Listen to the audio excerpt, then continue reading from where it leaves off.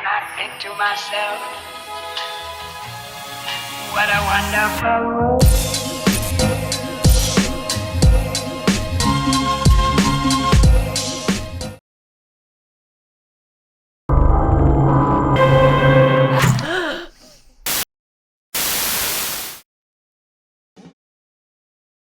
Halo semuanya, selamat datang kembali di Story Film. Sebelum masuk ke alur cerita, saya mau infoin dikit. Film ini ada unsur-unsur les biolanya, alias satu server tapi beda fitur. Nah, jadi yang kayak gini jangan dicontoh ya. Film ini akan bercerita tentang pasangan yang tadi saya jelasin, di mana mereka ini udah 1 tahun menikah terus berencana liburan ke kabin terpencil yang ada di tepi danau. Ya, namanya baru nikah 1 tahun kan? Mungkin pasangan ini belum tahu banyak tentang sifat masing-masing. Hingga akhirnya terkuak fakta yang sangat membagongkan. Karena salah satu dari pasangan ini ternyata adalah seorang psikopat berdarah dingin yang suka membunuh cuma karena mencari kepuasan. Dan biar nggak makin spoiler, mending kita langsung aja masuk ke alur filmnya. Enjoy the video.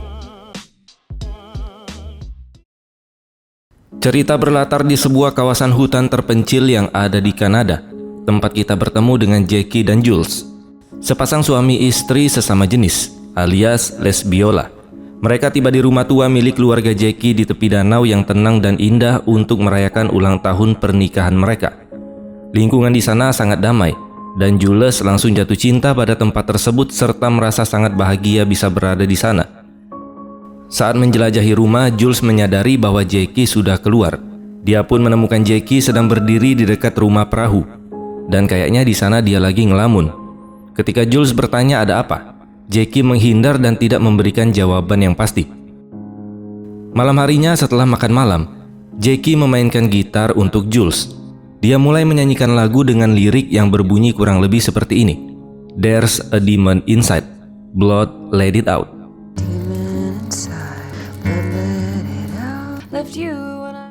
Menariknya, lagu ini ditulis dan dibawakan khusus untuk film ini oleh seniman asal Kanada, yaitu Kathleen Monroe. Tapi Jules tidak menyukai lagu tersebut karena terasa menyimpang dan menggelisahkan. Padahal hubungan mereka aja udah menyimpang. Sehingga dia mengambil gitar itu untuk mencairkan suasana. Keduanya lalu saling mendekat dan mulai bermesraan. Tetapi tiba-tiba mereka mendengar suara mobil berhenti di luar. Jules menjadi ketakutan.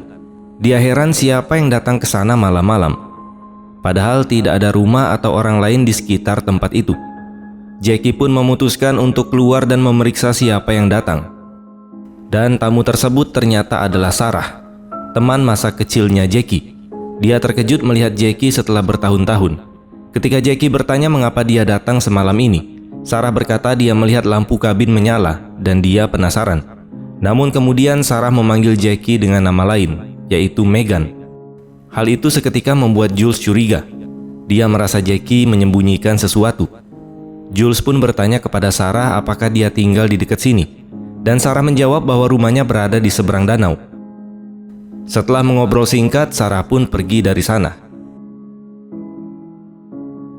Keesokan harinya, Jules berjalan ke hutan sambil tetap memikirkan hal itu. Di dekat danau, dia menemukan sebuah perahu kecil bertuliskan ukiran-ukiran yang aneh. Saat dia sedang melihatnya, Jackie muncul dan mengajak Jules naik perahu. Di atas danau, Jackie akhirnya mengaku bahwa dia telah mengganti namanya setelah menyadari bahwa dia telah menyimpang.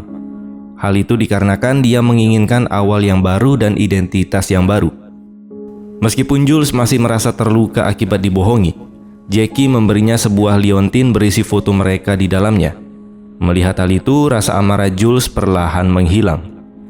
Setelah kembali, keduanya berlatih menembak. Jules kesulitan mengenai sasaran, tetapi ketika Jackie mengambil senjata tersebut, dia berhasil mengenai setiap target dengan sempurna, hingga membuat Jules agak terkejut. Jackie menjelaskan bahwa dia sering pergi berburu bersama ayahnya saat masih kecil. Suatu musim panas, ayahnya mengajak Jackie dan temannya yang bernama Jenny. Ayahnya memberi Jackie sebuah senjata dan menyuruhnya berburu sendirian. Saat itulah seekor beruang muncul. Berpikir bahwa dirinya akan mati, Jackie pun menembaknya. Peluru mengenai beruang tersebut, tetapi tidak langsung membunuhnya. Jackie harus menyaksikan beruang itu sekarat dan bersusah payah selama 20 menit sebelum akhirnya beruang itu mati. Ayahnya kemudian memberinya sebuah pisau dan berkata, "Kamu hanya membunuh apa yang membuatmu tetap hidup." Ketika Jules bertanya apa artinya itu, Jackie menjawab, "Kami memanfaatkan beruang itu sepanjang musim dingin, dan tidak ada yang terbuang sia-sia." Keesokan paginya, Jules terbangun sendirian. Ternyata Jackie telah pergi ke kota untuk membeli perlengkapan. Karena merasa kesepian, Jules naik perahu untuk mengunjungi Sarah dan suaminya yang bernama Daniel. Mereka menyambut Jules dengan ramah. Saat Sarah mengambil air, Jules melihat sebuah foto di rak yang menampilkan Jackie, Sarah, dan seorang gadis bernama Jenny. Jenny yang sama dengan yang pernah diceritakan oleh si Jackie. Sarah merasa aneh karena Jackie tidak pernah menceritakan banyak hal tentang si Jenny ini kepada Jules. Terlebih karena Jenny telah meninggal bertahun-tahun lalu. Hal ini pun menjadi rahasia kedua yang ditemukan oleh Jules, yang semakin memperdalam kecurigaannya. Keesokan harinya saat berjalan-jalan di hutan, Jules menjaga jarak. Ketika Jackie bertanya kenapa, Jules langsung membicarakan soal si Jenny. Jackie pun mendadak jadi emosi dan menangis. Dia mengatakan bahwa Jenny pernah menantangnya untuk berenang melintasi danau. Mereka pun mulai berenang bersama. Tetapi di tengah jalan, Jenny menghilang. Jackie berusaha mencari tetapi tidak dapat menemukannya. 2 hari kemudian, tim penolong menemukan jasadnya Jenny.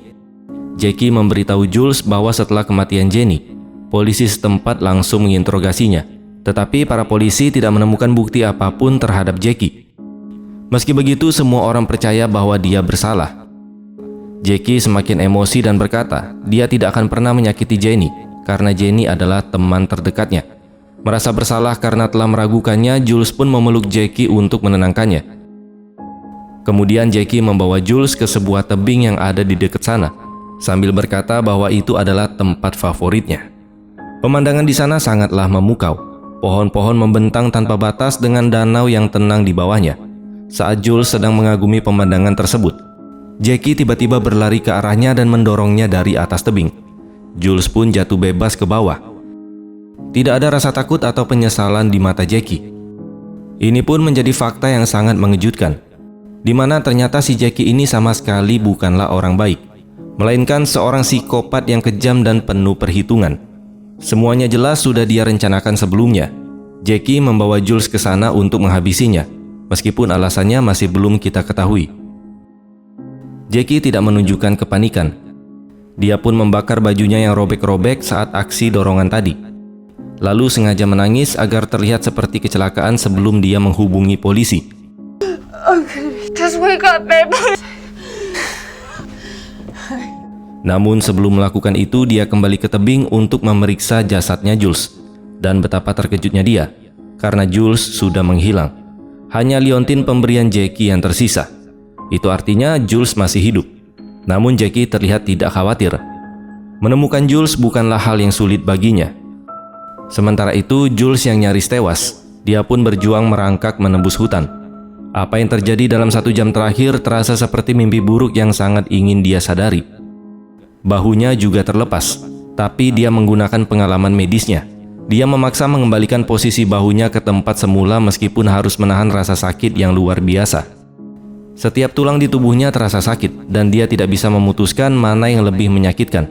Tubuhnya yang hancur atau hatinya yang hancur karena mengetahui wanita yang dicintainya telah mencoba membunuhnya. Dia pun bersembunyi di balik batu besar untuk beristirahat sejenak. Kemudian dia mendengar suara Jackie memanggil-manggil namanya. Di sana si Jackie pura-pura menyesal dan mencoba meminta maaf. Pada awalnya Jules hampir mempercayainya dan mengintip keluar untuk melihat. Namun apa yang dilihatnya sangat mengejutkan. Dia tahu air mata Jackie hanyalah kepalsuan. Accident, I swear. Talk to me. I love you so. Jackie masih terus memburunya tanpa menunjukkan tanda-tanda rasa bersalah ataupun cinta. Bagi Jackie, Jules tidak lebih dari sekedar mangsa. Menyadari hal ini, Jules merasa sudah tidak ada harapan. Namun dia tahu bahwa dia harus tetap bertahan hidup.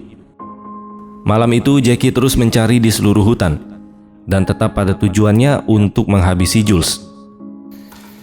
Probably thinking. Setelah pencarian yang panjang, Jackie akhirnya pergi. tetapi Jules harus menghabiskan sepanjang malam sendirian di dalam hutan itu. Keesokan paginya Jackie menyuntikkan insulin karena dia ini menderita diabetes.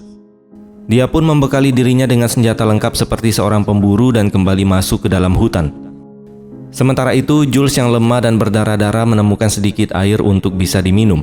Dia telah kehilangan banyak tenaga, tetapi terus bergerak karena bertekad untuk tetap bertahan hidup.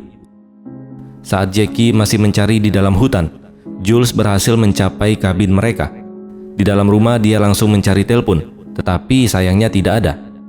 Di sana juga tidak ada sinyal, tidak ada internet, dan tidak ada apa-apa. Beruntung dia menemukan beberapa obat dan kotak peralatan menjahit yang dia gunakan untuk merawat dan menjahit luka-lukanya sebaik mungkin.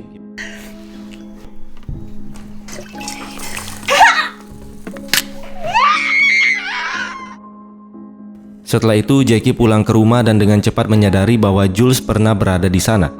Pada saat itu, Jules telah mengambil perahu dan bergerak melintasi danau menuju ke rumah Sarah untuk meminta bantuan.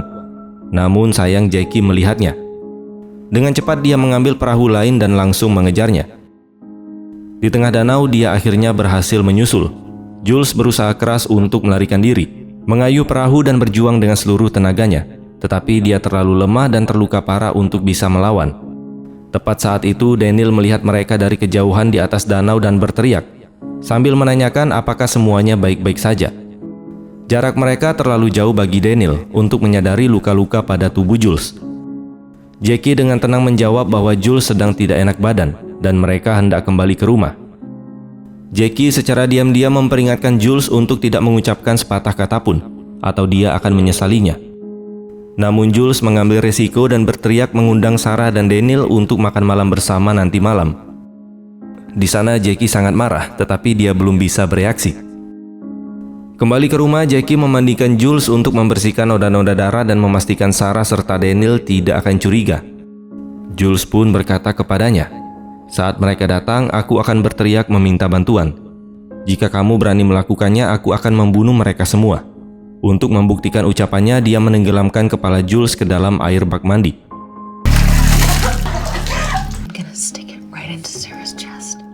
Kemudian saat mereka menunggu para tamu, Jules akhirnya tidak tahan lagi dan menangis. Dia memohon agar Jackie berhenti. Dia memberitahu Jackie bahwa dia sakit dan membutuhkan bantuan, serta berjanji untuk tetap tinggal asalkan Jackie menghentikan kegilaan ini. Namun Jackie tidak peduli.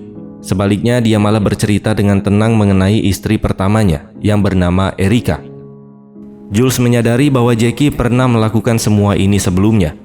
Dan Jules kini mengerti semuanya, di mana Jackie berencana membunuhnya demi mencairkan klaim asuransi. Beberapa saat kemudian para tamu pun tiba, yaitu Sarah dan Daniel.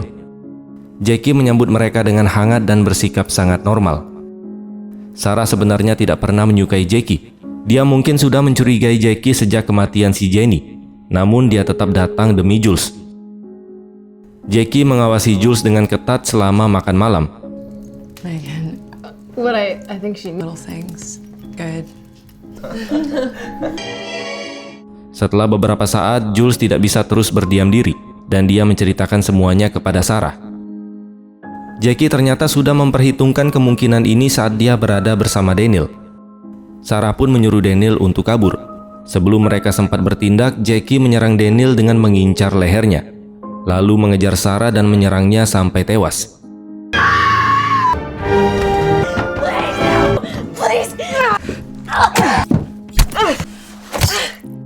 Kebrutalan itu terjadi begitu cepat. Terlihat dari sorot matanya, Jackie tidak menunjukkan rasa takut ataupun penyesalan sedikit pun. Dia tetap tenang, bahkan denyut nadinya tetap stabil. Ya wajar sih, namanya juga psikopat.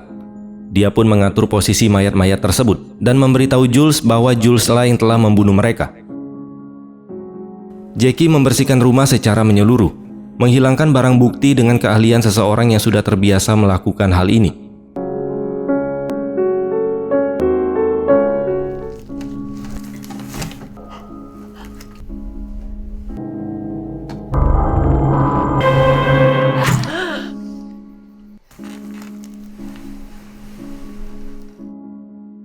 Jules ternyata memiliki rencana.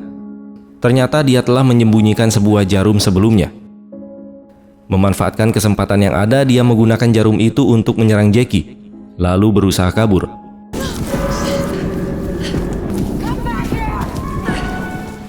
Jackie mengejar Jules ke sebuah bukit tempat dia berencana menghabisinya. Namun sebelum Jackie sempat membunuhnya,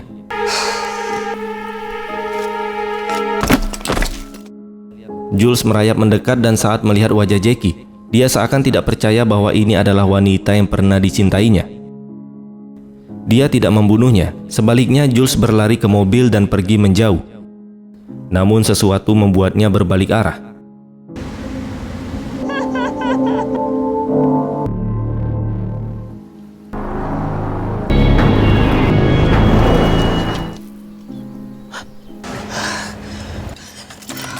Dia kembali ke rumah dengan membawa sebilah pisau. Kemudian Jules mencari keberadaan Jackie.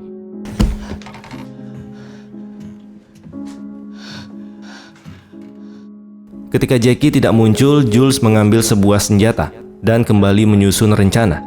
Dia menyalakan musik dengan volume keras untuk memancing Jackie kembali.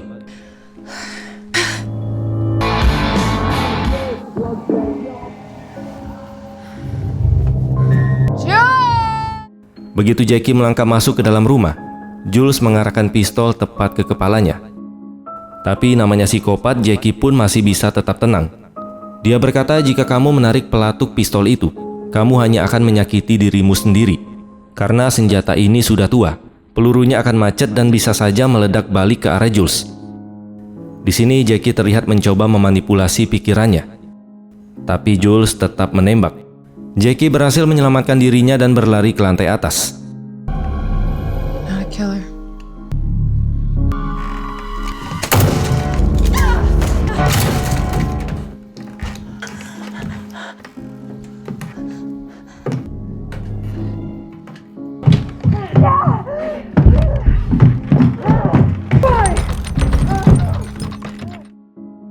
Mungkin di sini kalian hanya melihat Jackie turun kembali ke bawah.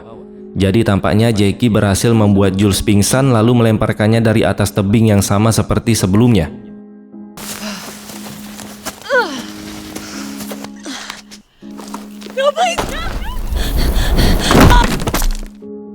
Dia dengan tenang memberikan keterangan palsu kepada polisi, mengambil dosis insulinnya, dan bersiap-siap untuk pergi. Namun di sebuah laptop dia menemukan rekaman pesan video dari Jules. Dalam pesan video terakhir itu, Jules berkata, "Jika kamu menonton ini, itu artinya aku sudah tidak ada lagi di sini. Namun kamu juga tidak akan bisa meloloskan diri." Jules mengungkapkan bahwa dia telah mencampurkan hidrogen peroksida ke dalam insulin milik si Jackie, sebuah bahan kimia yang menyebabkan pembekuan darah. Ketika darah beku itu mencapai otakmu, kamu akan terkena stroke dan tidak ada cara untuk menyelamatkan dirimu. Beberapa saat kemudian Jackie mulai terlihat terengap-engap menghirup udara. Kepanikan pun mulai menghampirinya dan dia menyadari bahwa dia sekarang sedang sekarat.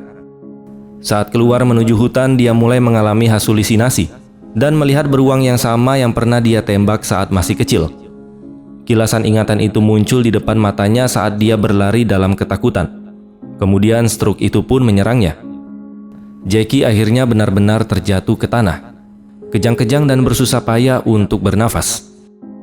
Lalu dia tewas persis seperti beruang yang dulu pernah dia bunuh.